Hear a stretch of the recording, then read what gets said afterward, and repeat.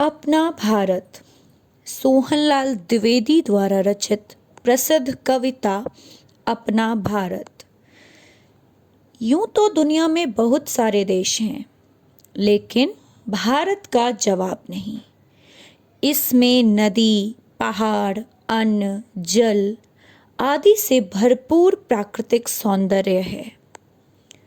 प्राकृतिक सौंदर्य के अलावा इस महान धरती पर राम कृष्ण जैसे नामी पुत्र भी पैदा हुए हैं।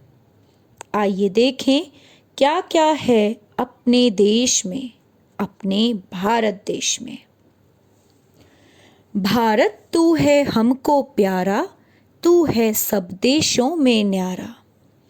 कवि का कहना है कि भारत देश सबसे प्यारा है, और प्यारा इसलिए है क्योंकि वह न्यारा है। अर्थात इस पृथ्वी पर जितने भी देश हैं उसमें भारत की अपनी एक विशेष पहचान है, और भारत सबसे अलग है, जहाँ विभिन्न धर्मों के लोग एक साथ रहते हैं। भारत सबसे बड़ा लोकतांत्रिक देश है, सबसे बड़ा डेमोक्रेटिक कंट्री है। मुकुट हिमालय तेरा सुंदर, धोता तेरे चरण समुंदर। गंगा यमुना की है धारा, जिनसे पवित्र है जग सारा।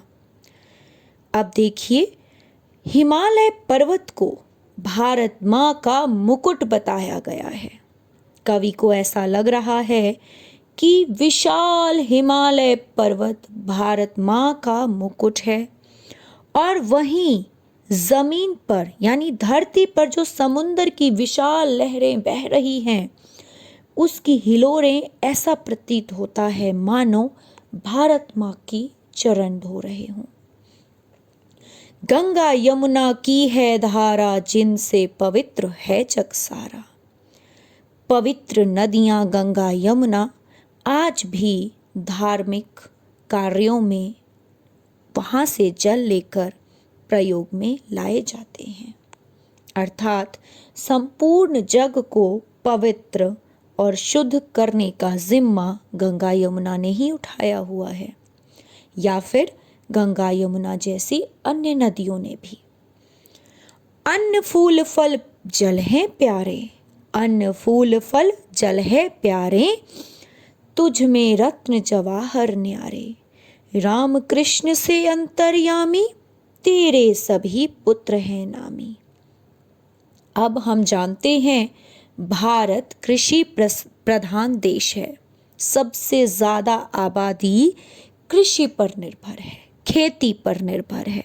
इसलिए अन्न, फूल, फल, जल हमें अधिक प्यारे हैं, और कीमती रत्न हीरा सबसे पहले भारत में ही मिला। राम कृष्ण जैसे अंतर्यामी जो मन की बात जान लेते हों, ऐसे वीर योद्धा भी इस भारत, इस पवित्र भूमि पर ही पैदा हुए।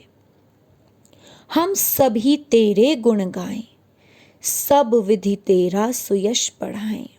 अब सोहनलाल द्विवेदी भारत माँ को आश्वस्त कर रहे हैं, और आश्वस्त करने के साथ वह कह रहे हैं कि हम सभी भारतवासी मिलकर हमेशा ही तेरा गुणगान गाएंगे, और सब प्रकार से अपने अपने सामर्थ्य के अनुसार भारत की प्रसिद्धि को बढ़ाने में अपना अपना योगदान देंगे।